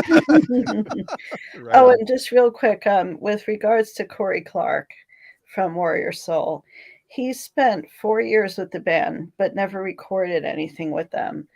But when things fell apart and Eric came back and all, he went around bad-mouthing the guys and like making fun of Bruce Franklin's headband and stuff. And I'm like, this guy is a complete clown. I don't know how he ended up in the band to begin with. So I have a funny story. You've never been to Traverse City, Michigan, but it's a small town up here in northern lower Michigan. A couple years ago, before the pandemic, Warrior Soul played a bar in town called Union Street Station. I went to go back to use the bathroom. I'm like, Warrior Soul's playing. I'll go. I'm in town. I'll go see Warrior Soul for $10, whatever. The bathrooms, I mean, there's 2 urinals next to each other. 2 guys can't stand next to each other. You have to wait out in the. So I'm waiting out in the hallway, and Corey Taylor, or whatever his name is, Corey Taylor, right? Clark. He's like, they're jumping up and down. Yeah, man. I'm like standing there. I'm like, how's it going? He's like, good, man. I'm just getting psyched up. I just love to play. I just can't wait to get out there and rock. I'm like, I look around the corner to the front of the bar, and there's maybe 10 people. I'm like, right on, man. Hey, whatever gets you through the day. Cool. I went in and peed and went out, and they were okay. But I'm just like, he doesn't really have, of course, my buddy, he's like, 2 weeks ago they played Vakken in front of a bunch of people. I'm like, well, I guess when you're a band like this, you take the good with the bad, but still, it was funny. He was like, doing calisthenics. Yeah, man. Because there's no room in the bathroom to do it. So he's like in the little hallway there between the door to go out into the alley and the bathroom. Like, yeah, man, I'm going to go out and rock. I'm going to rock them. And I'm like, okay, cool, bro. Good story, bro. Good luck. Those 10 people's faces are fucked. Gotta limber up before he does those, big David Lee Roth, splits jumping off the drum riser into the middle of the bar because You there's got no room. the mic stand with the scarves and the van waiting for you to run out afterwards, so none of the 10 fans come and rush the stage. I don't know. You got to be able Whatever. to quickly dodge the waitresses who are delivering hot wings because they have to cut across the middle of the stage to get to the tables. Right. Actually, this bar doesn't even have food. It's just beer. So, I mean, that's the type of bar it is. The stage is about the size of my desk. But anyway, I'm just Thank you thinking, for wow, ruining my Warrior Soul. visual fun. Yeah, Warrior Soul playing Traverse City, Michigan. Wow, that's rough. Anyway, Alan, the distortion field. This one, and yeah, just wanted to point out, a lot of folks showing respect to Sue in the chat for just completely skipping this album. So Smart woman. Yes. This album, not that far away. I completely forgot it existed. When Marty was asking, we were chatting, he's like, how many Trouble albums are there? We were counting. It's just like, there's 7. I'm like, blah blah, and then Simple Mind Condition, and we're done. And then when I was looking through Metal Archives, like, why am I counting 8? And I look, and I was like, what the fuck is the distortion field? And I click it, and I look at it for a minute. I'm just like, okay, there's a very tiny bell somewhere back about right here that's ringing very softly, gently. But okay, and then I click, and it's like Kyle Thomas. Like, oh yeah, that actually happened, didn't it? If you had asked me, I would have lost. Did they make another album after Simple Mind Condition? I would have lost money on that bet. I had no recollection this album existed. So it's just like, well, okay then. I guess I'm going to play a Trouble album for the first time, and I've done so. I've played it a few times over the past couple of weeks. Yes, it feels very weird hearing a different vocalist in Trouble. There's no other way to say it. And like Sue said, it's nothing against Kyle Thomas. I don't mind him, in some of his other projects. And he sounds different here. I mean, he's not trying to sing like X-Hoarder. That would have been a fabulous disaster. He's trying to get his voice to work for this kind of music. Not to drag on with it too long, it's not a bad album. It's not a disaster. They haven't turned into some kind of Candlebox wannabe or something like that.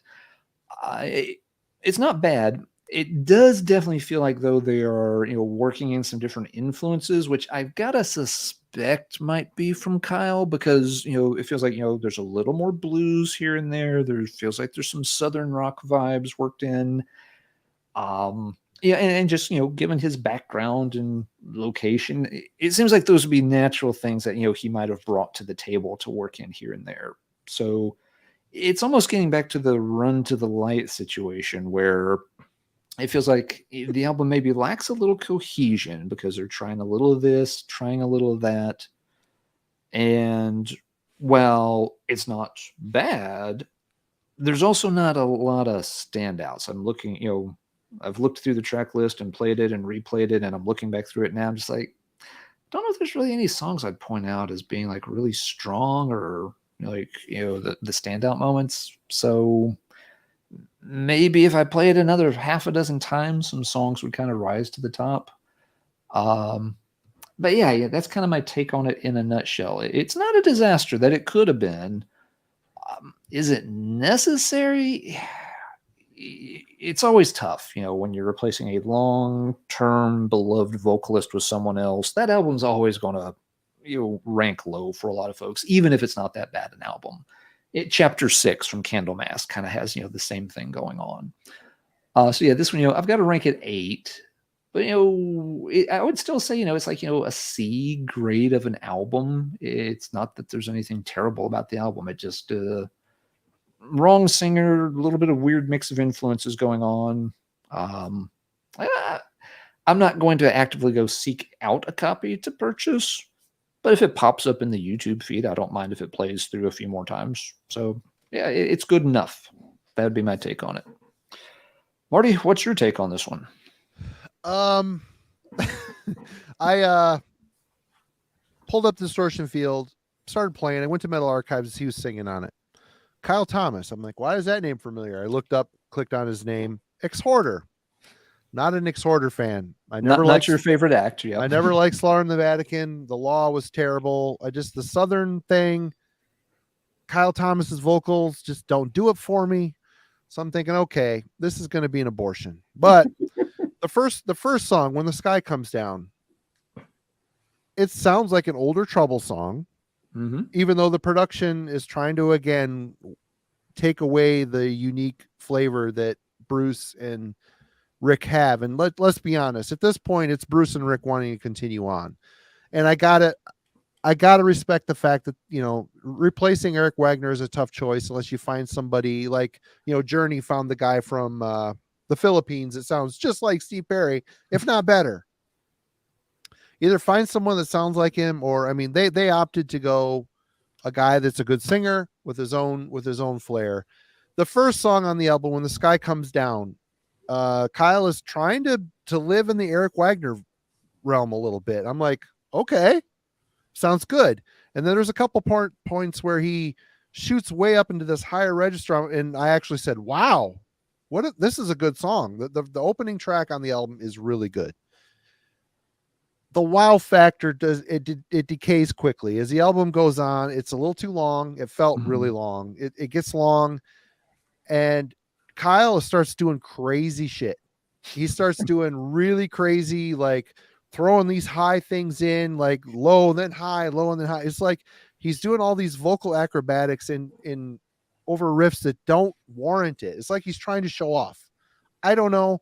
It's annoying. And then you get to the song Glass of Lies, which Eric Wagner was quite a poignant, even though he lived in the realm of rhyme, which it could be good, it can be bad. He did a really good job with it.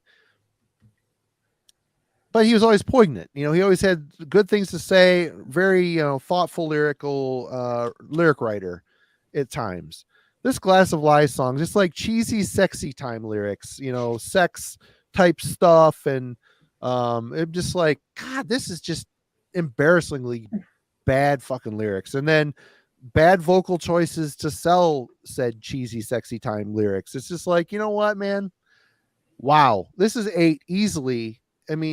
Alan is being pretty, I would give it a D+ because the first song is quite good. I said, wow, if the rest of the album is this good, mission accomplished. They rose above. They got a singer that's different, but good. But at the heart of it, if you were to strip the singer away and get someone that could write some good lyrics and get someone that wasn't trying to oversing the material, I think it would have been a better record, because Rick and Bruce are good songwriters and the music is still quite heavy and quite good. I'm not a fan of Kyle Thomas, and other than one glimmer of hope at the very beginning, the lyrics, and then once the stupid sex lyrics, wow, I checked out, and the rest of the album, it got worse as it went. Too long. But yeah, number 8 for me all day long. Again, it's like, Tom Araya when Jeff Hammond died and Slayer continued on, and people are like, Slayer should quit. What, these guys have been Slayer since they were teenagers. What are they going to do? This is their career. Rick and Bruce have been doing this since, since the beginning. They've been in the band since the beginning almost. And I applaud them for continuing on, but, and it's big shoes to fill, but it was a swing and a miss on this one. So Sue, you didn't miss much, but still, I think you would have been somewhat interested, other than, the obvious problems, but so there it is. But what about, there's quite a extensive side project thing that members of Trouble have dipped their toe in. Yeah, folks have been mentioning some of those in the chat, wanting to know some thoughts on those. So Sue, are there some of those that you would like to bring up and highlight? Lid is a pretty well known one. Have not heard that. Eric Wagner with Danny, I think his name was, from the band Anathema. Kavanaugh, yep. Danny Kavanaugh, right. I thought that this was way too much on the Beatles side and not enough on the doomy side. once again, there's another Monkees cover on it. Jesus Christ. The and fake Beatles, the yeah. TV Beatles. Why? And then like the third track is called The Dream Is Over, and I thought it was a little bit too overtly like sending a message to trouble, so I didn't care for that. And the song Window Pane I really didn't care for, so this album just didn't do much for me. You know, it's funny that they went full. I have not heard that record, but so Eric leaned into the Beatles side of Trouble, and Danny, I mean, if you listen to the albums like Fine Day to Exit, there's a ton of Beatles all over that record. I love that record, but it's very Beatle-esque. You can tell it's very much in his wheelhouse for songwriting. Yeah. What else do we have here? Okay, this is The Skull, which was Eric's post-Trouble band. Mainly, I mean, they were kind of like just playing a lot of Trouble songs live. I almost went to see them, but I missed it, unfortunately. Does have former members of Pentagram in it, and the bassist Ron Holzner, who was from my favorite album, and Jeff Olson, who had been in and out of Trouble. And it's, you know, it's good stuff. It's heavy stuff, but I definitely missed the songwriting of Franklin and Wartell on that one. I listened to both of those records this week as well, and Eric's vocals really still hold up. I mean, he's still got it at this point. In this point in his age and his career, still got it. You know. Anyway, sorry to interrupt you. Go ahead. Oh, no problem at all. Alan, were you going to say something? Oh, I was just saying, yeah, I checked out, some of those Skull albums for the first time too. People have recommended that band from time to time, and I just never had. They never got to the top of the to play list, but I've played some of them in the past week, and yeah, they're quite good for, I think, a lot of folks that have enjoyed Trouble. It's not exactly the same, but it's in that same wheelhouse enough that I think a lot of folks will enjoy it if they haven't checked it out. Yeah, so I need to revisit this again because I haven't given it enough time. I only have one other side project CD here with me, and that is the very last one, sadly. Eric Wagner, this actually came out after he passed away. But you could kind of see that it was like his own epitaph. He was already thinking about his own demise. I think he must have been in pretty poor health for a while. It is an absolutely amazing album. I need to check it out. I have not heard really love it. Yeah. It's very sad, very depressing, but it's very, very moving and powerful. And it's kind of going back to those first two Trouble albums with the whole full-on doom being back in the picture. So I highly recommend it. It's called In the Lonely Light of Morning. What is his backing band on this? Is it anybody of note that from other bands? Yeah, I'm pretty sure it's let me see.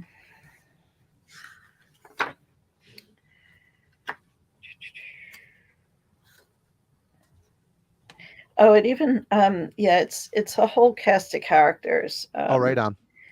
Yeah, it's guys from Trouble, from The Skull, from Blackfinger, his other project. Yep. So it was Ron Holzner, Sean McAllister, Chuck Robinson, Victor Griffin of Pentagram, amazing musician. Yeah. Yep. Lothar Keller from The Skull, Doug Hakes, I don't know who he is, and Matthew Cross, Tim Reeves, and Brian Guyana. So really awesome album, definitely worth checking out. Nice. Yeah, that one I have not heard, but other folks in the chat are saying that, yeah, that one is really, really good. Yeah. Marty, you mentioned Super Shine. That is a good album too. I didn't think I would like that record, but Metal Blade sent it and I checked it out, and it's instant Trouble tone. You know, it's got Bruce Franklin, that distinctive guitar tone, and Doug Pinnick from King's X singing on it. I think playing bass as well. I don't know who the drummer was. I had the CD and I gave it to my friend Austin, who's a humongous King's X fan. I gave them a CD when he was here one time. But the songs are super catchy, very Beatlesque. I mean, there's a lot of Beatles type harmonies on that record, but still the album rocks. It's well done, and Doug's vocals are like butter. He just has a good smooth crooning style about him. So I would check out, I think it was a self-titled album. So check out Super Shine, one word. No, Doug Henning. Yeah, Doug Henning, the magician. It's magic. Jackass. No, Doug Pennick from King's X. And then also Eric made a kind of a comeback appearance on David Grohl's Probot album. Yes. Andre just mentioned that. One. We have a copy of it.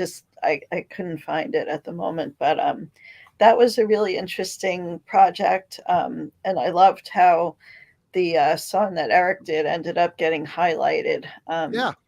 Yeah. So that it was called My Tortured Soul. Mm-hmm. That was really, really awesome.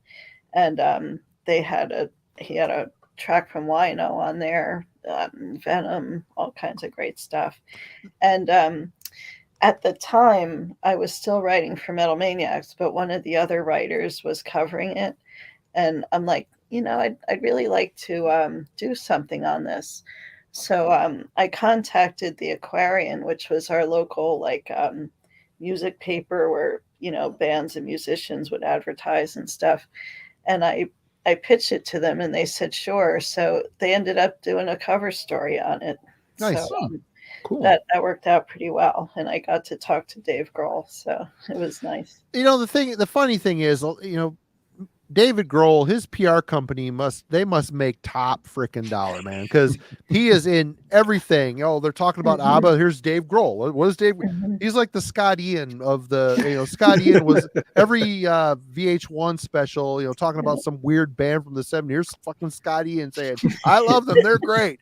Oh, he's like David Grohl's replaced Scott Ian. And he's a media darling. His PR company is great. But that Probot record, hats off to him. I mean, he's obviously, you read, old shit about Nirvana. They would cruise around the U.S. touring, listening to Celtic Frost, Morbid Tales. I mean, he likes metal and punk and a lot of other different musical styles. That Probot record is an anomaly. The fact that every song, every vocalist he got, the song he wrote for that vocalist sounded like that band, which is very cool. The Cronus album sounded like a good Venom song, more or less. Motorhead, the Lemmy song, Shake Your Blood, sounded like a Motorhead song. Eric Wagner sounded like a Trouble song. It's a great record. Don't poo-poo it, people. If you've never heard the Probot album, check it out. It's fun. They got Max Calavera from Sepultura. It sounded like a Chaos AD era type Sepultura song. I mean, it's a good record. Absolutely good. But yeah. So that's about the extent of my Trouble adjacent bands. Alan, there's a couple other things you wanted to maybe bring up while we were at it here. Yeah, we knew this, Trouble has a relatively short discography compared to, a lot of bands. After Saxon, thank God. The Saxon deep dive almost killed me. Oh my Marty God. Still wakes up in the middle of the night saying, rock, rock, rock. Another rock song? Oh God. 38 years into a week. Oh my God, it was awful. Anyway, cheers to me.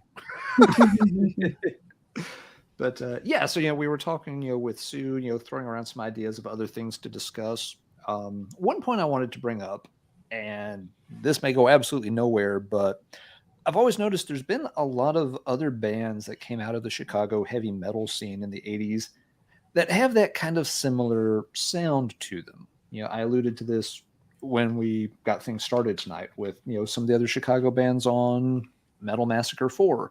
Witch Slayer sounds a little bit like Trouble. McAllister was in Witch Slayer at one point. Warcry sounds a lot like Trouble.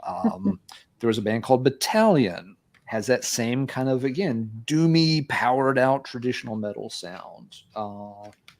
This band Enforcer out of Chicago did some demos, and again, it's that very similar style to all these other acts. I've always kind of wondered, is it just something about the Chicago metal scene that they gravitated a little bit more towards, that Sabbathy heaviness? Because you don't hear that in a lot of bands from that time period, say from Cleveland or from LA or from Texas. I don't know if there was some particular influence that made the Chicago bands do it. It may have just been that they were emulating Trouble. And as we established, Trouble was on the scene by 79. That had to be one of, if not the earliest metal band active around that area. So I don't know. Did all these other bands just kind of look at Trouble as, well, hey, these are the local heroes. This is the big band in the city, and maybe we kind of follow in their footsteps. Most of those other bands never got past the demo stage, but they made some really excellent stuff. The War Cry demo's always been, an underground favorite. That Enforcer that I just showed, this is crushingly good. So I don't know. Do y'all have any thoughts or insights, or if anybody in the chat, if there's anybody from the Chicago area that has thoughts about why did Chicago have this, unusually heavy sound in their 80s metal? It all boils down to one band, Alan. Are you ready? Are you sitting down? If you say ABBA, I'm going to take you off the screen. No. Okay, Styx. just Styx. Styx are from Chicago, 1972. Domo arigato, Mr. fucking Roboto. That's all I got to say, Alan. Okay. You're welcome. Anyway. Chicago's from Chicago too, maybe, but I don't see a connection there either. I don't know. Sue, I think you had with interviews and stuff over the years, did you ever pick up any particular vibe about Chicago heavy metal that was different or unique, or I don't know? No, I never really picked up on that thread. But you could really correlate it to, say, the Bay Area of San Francisco. I mean, all of those bands had the same kind of thing going on. Yep. And it's obvious they were all kind of feeding off each other. So I'm just assuming that the same thing happened in Chicago. It could be. It would make sense. A lot of the Cleveland bands, they have that Auburn Records sound when you listen to Shock Paris and Black Death and Breaker and all of those. The Texas metal bands, they were either thrashy or they were, sort of, Hellstar-ish. So yeah, it may just be that it was, the local regional variant. Whatever it was, I like it a lot. I think a lot of those bands, were a cut above, some of the other contemporaries, that were at the demo stage back in that time period. But some folks in the chat, are kind of saying that, they definitely have, that kind of vibe to them. The other thing that we wanted to discuss with Sue was something that Marty and the Album Club folks brought up a while back when they covered St. Vitus. Die Healing was featured on one of the Wednesday night streams. Good discussion about it. And one of the things that just kind of randomly came up with the chat that night was who were the sort of who were the big four of American doom. For whatever reason, heavy metal, we always think of four pillars to any given genre from a given region. And we had a hell of a time coming up with a list that night. We did. Everybody thought it would be very easy. So it's this and this, and it really bogged down. So we wanted to kind of circle back and discuss that with Sue and see what her thoughts are on the 80s doom scene in the US, and can we get a top four defined, or were there just not enough bands to really do we have to settle for three? I don't know. Sue, what do you think about 80s American doom? What was going on with that? Was it? Yeah, I mean, it was really underground at that time. It was just not a prevalent genre during the 80s, whereas 1990 on, it just completely exploded. But you also had a lot of hybrid things going on in the 90s. It was stoner doom, it was death doom, it was, all these other, cross pollinations. So was there really a lot of pure doom in the 90s? I mean, you had things like Penance and stuff like that, but I think it's obvious it's St. Vitus, Trouble, and what do you call the Obsessed, Pentagram, I would say is the big four. Mm-hmm. Yeah. Although, Wait, like, say that again. I'm sorry, I was reading something. What did you oh, say? Trouble, Pentagram, Pentagram, St. Vitus, St. Vitus, the the Obsessed. Obsessed. Was the Obsessed in the 80s? I don't think so. The Obsessed were around, Mm. but they never released an album until 1990. They were. Well, so They I have mean, a. they wrote the material in the 80s, so that could be a pass, maybe. It's yeah, it's close. I mean, they had a single. They definitely recorded some stuff, but they were they were essentially just sort of a local / regional band, and there were a lot of bands in that kind of Maryland scene around the Obsessed and Pentagram. There were other acts that had a similar sound. So again, you almost had like a little doom collective in that part of the country too. But a lot of those bands, didn't really do much of anything. The Obsessed gets a lot of credit, but yeah, it's weird to think of them as an 80s pillar of doom because they had just zero output at the time. So I'm never sure if they should count or not. But why then was you had like the bands that became like Internal Void and Revelation and these other bands had started forming around that area. Just like I say, though, it was pretty underground. If you weren't from that area, you might not have even known about it. Oh yeah, I think you're exactly right. They did not get any recognition at the time, and even into the 90s, they got albums out, but they weren't always on like the biggest labels or the most visible ones. I do want to circle back 1 second on the Chicago thing. Oh sure, go ahead. It's kind of funny that that Trouble was from Chicago, because I mean, you listen to like stuff from like New York, you get into the big cities, and there's usually more aggression in the bands. I did up a quick search for Chicago bands from the 80s, and Damien Thorn came up, Snow White, Cyclone Temple. I added them. They might be a little later actually, which is a byproduct of Snow White. Broken Hope, of course, brutal death metal. Master, early death metal. Macabre, thrashy death. November's Doom, Death Doom, the Death Doom band. There's a band I have not heard on there called Sacred Warrior. Is that are you familiar with that band? If it's the one I'm thinking of, it's a Christian metal band that was a little bit more in the Queensryche vein, but that might be a different Sacred Warrior. So, I mean, I'm looking at this list of bands, and all of them are either, trad metal or thrash metal, or like November's Doom. They're recent. I don't think they were an 80s band. But again, it's a heavy Trouble being, I don't know where Aurora, Illinois is in correlation to Chicago, but they seem very non-city like. I don't know. It's weird. It's weird to me. It just doesn't it seemed like they were kind of a special thing from where they came from. Then, of course, I wrote down Styx, 1972, and Ministry, which started off as a synth pop band and ended up being more industrialized metal and relocated. But yeah, I mean, people are going through trying to, November's Doom debuted in 95. Yeah. And people are trying to Cyanide 92 to 93. I mean, Chicago is a pretty heavy city. There's a lot of heavy bands that come from there. I'm not saying Chicago or Trouble wasn't heavy, but they definitely sit and live well within the realm of Candlemass, Fate's Warning, themselves, Pentagram. Seems a little atypical for Chicago. Anyway, I just wanted to throw that in there before we moved on too far. But it may be that, and we'd have to look at the exact dates, but it may be that the Trouble, Warcry, Forcer Battalion scene may have gotten quickly replaced with another wave of stuff, because there are other chunks from Chicago too.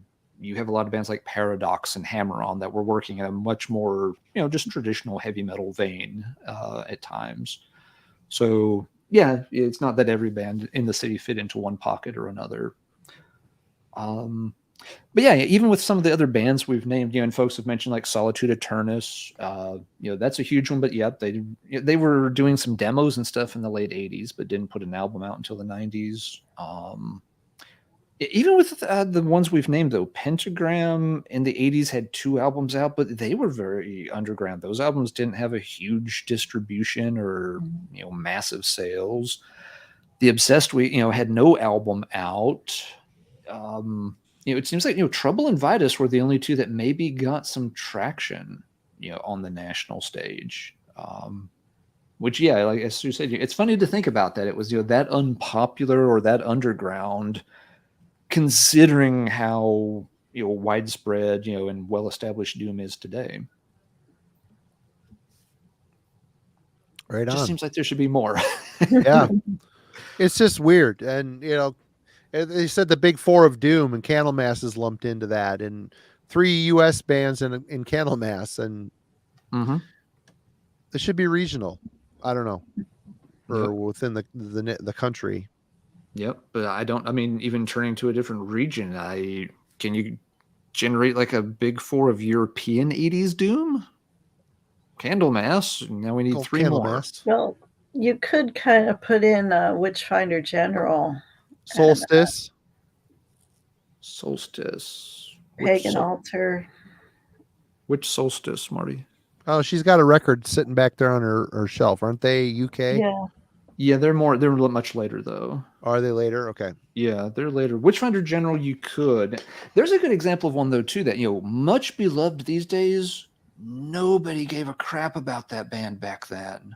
Even into the early 90s, Witchfinder General was just the persona non grata in a lot of circles. They were, and maybe that was part of the issue with. Oh, sure. I don't know. Again, I'm sort of brainstorming here. Witchfinder General, among new wave of British heavy metal bands, they were the Sabbath throwback. They were almost the band that people kind of looked at with derision because they were sticking to the Sabbath formula too much, and this was supposed to be the new wave of metal, and Black Sabbath was the 10-year-old dinosaur age of metal at the time. And maybe that was part of Doom's problem in general in the 80s, is that it was seen, retro wasn't cool in the 80s. Right. At all. Yeah, everybody wanted something shiny and new in the 80s. Yeah, the 80s were very much about, the shiny new things. You're exactly right. Today, yes, retro and vintage has a big place in pop culture. People look back at that old stuff and revere it. In the 80s, yes, anything that was, more than 6 months old was, completely out of date. And maybe that was it. Doom, and because when you think of Vitus and those guys, they had that very throwback look with the bell bottoms and the headbands, and they looked like they had just crawled out of a VW bus, asking how much further to Woodstock, man. So maybe that is something that held Doom back a little bit, was that it just seemed a little too retro for as heavy metal's exploding in the 80s. You've got it's all hell bent for leather. It's it's like you said, Judas Priest, it's spikes and leather and chains, and that wasn't ever really the Doom vibe. That wasn't the Doom dress code as much. And of course, there was the whole glam thing that was happening too. Everything was over the top happy, whereas people weren't in a doomy mood at that time, I think, too. That's a good point, Sue. I've always kind of wondered in a pop psychology way if it was just sort of, if a lot of that happy mood was America very much trying to shake off, the 70s vibe of Vietnam and Watergate. That, we spent, a decade there dealing with, 2 very big oppressive national issues. And by the 1980s, it was just like, fuck it, the world may end in nuclear fire tomorrow. I'm just going to go out and snort anything I can and have some fun for a change. I'm sick of feeling, being on a downer, man. I'm going to put on some, very tight, colorful spandex and go party. And thus the 80s were born. I don't know. Now we got the threat of nuclear fire again. So what is that going to mean? Glam coming back? Everything's cyclical. Is glam? Hey, Def Leppard's back on tour, man. Woo! It was Motley Crue, man. Pour some depleted uranium on me. Right. I don't know. Let's see. What's the chat think about any of this? Are we just Kellen says, do you think Italy has much claim to doom as the US? Paul Chain, Black Hole, Death SS? That's a good question. Sue, what do you think? What do you think of the Italian doom Oh, stuff? Italian doom is awesome for sure. Yeah, I mean, they really do it right. Um, I'm a huge fan of Paul Chain in particular, and I might even be distantly related to him. Really? His last name is my grandmother's maiden name, Oh, so awesome. who knows? Ah, Awesome. very. That's cool. And of Italian descent, so yeah. Doom Sword, yes, they are Italian. They are definitely Doom. Epic, more of an epic type of thing. Yeah, they go kind of that. They kind of they straddle that. It's funny because a lot of those epic bands definitely wade into a bit of a doomy vibe to get some of that heavy atmosphere for it.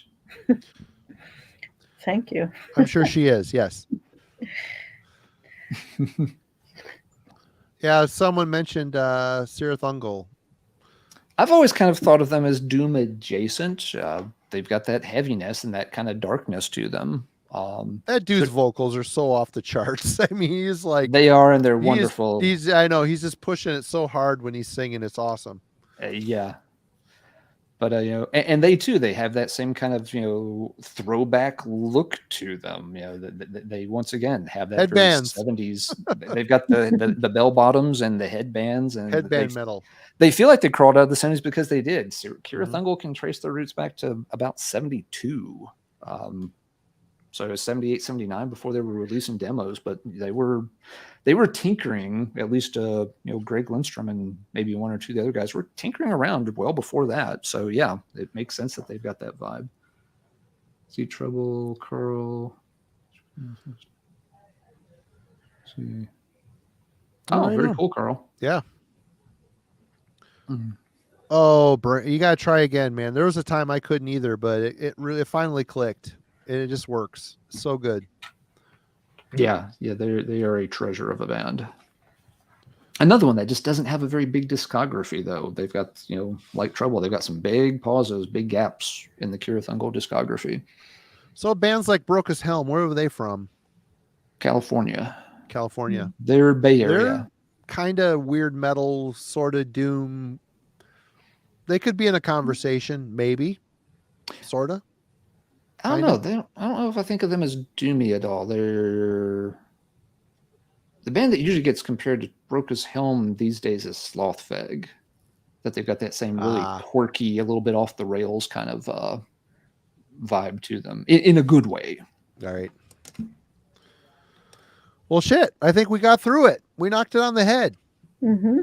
I think we did. Yeah, we solved the big four of U.S. Doom. Sue solidified that for us.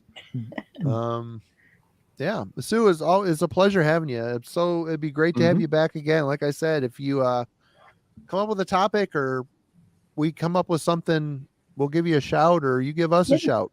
Yeah. Open door. Sounds good. We'll do Italian doom, or we'll do something that's not doomy at all. Okay. We'll do the retro vintage glam movement. Well, thank you both so much for having me on. It's been a pleasure, and it's been great remembering Trouble and celebrating their great catalog. And thanks to everyone in the chat who chimed in. So it's been a great revisiting of this catalog. Like I said, a few things I hadn't listened to in ages. It's been fun. It hasn't been a chore. It's been a fun exercise for sure. Oh, Dream Death. There's another one. What about Dream Death? Yeah. You kind of a doom thrash, which was not a combo that you saw very often. But yeah, a little bit in the Celtic Frost school. Yep. But Sue, don't hang up. We're gonna chat afterwards. Everybody, thank you so much for joining us. I think Alan's got this as the 97th episode, but I believe it's the 98th episode. Is it? I think so. We've been struggling with numbers lately. Yes, we're getting. I think the end of the month we're doing a My Dying Bride deep dive with Tom, and I believe that is the 100th episode. So it's coming up. Yep, we're getting close. But Sue, thank you again. You're awesome. Thank you. It's so good to reconnect and have you back on, and we'll get you on again. Thank you so much. And everybody, again, thank you for supporting the Panopticon pre-order thing. The records through me are now sold out. cheers to all of you for throwing your cash at me. I'll take it. But anybody have anything to add before we jump? I think we are doomed out. All right. Right on. Cheers, everybody. Okay. See you Good next night. week. Have a good night. See ya. Have a Bye-bye. good weekend, folks.